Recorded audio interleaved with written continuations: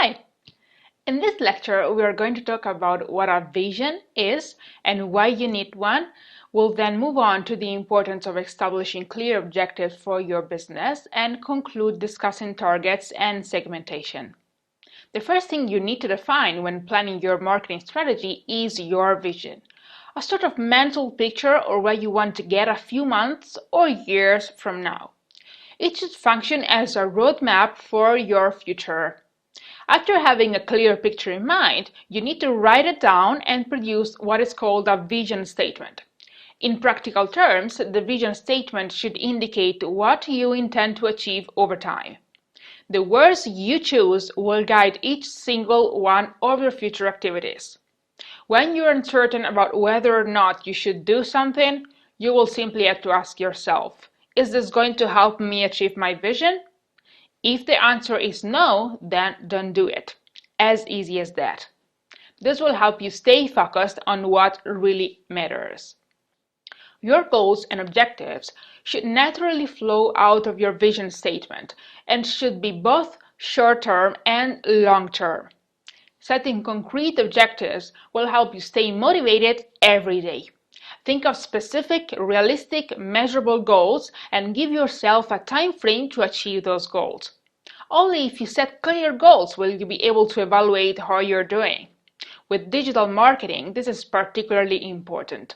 When it comes to your online presence, you need to understand what key performance indicators are most relevant for you and decide what is for you a good result.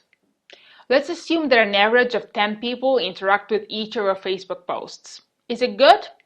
It depends. You can answer this question if and only if you have a clear goal.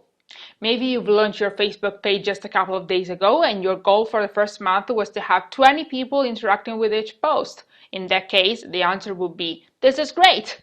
If your goal was to have 100 interactions per post after a week, maybe you're not doing as great as you expected to. But you see, if you don't clearly set your goals, the answer to the is it good question will always be it depends. One important thing that stands between you and your goals is understanding your target customers. Marketing is all about exchanging value. You give something to your customers that is of value for them and you get profits in return.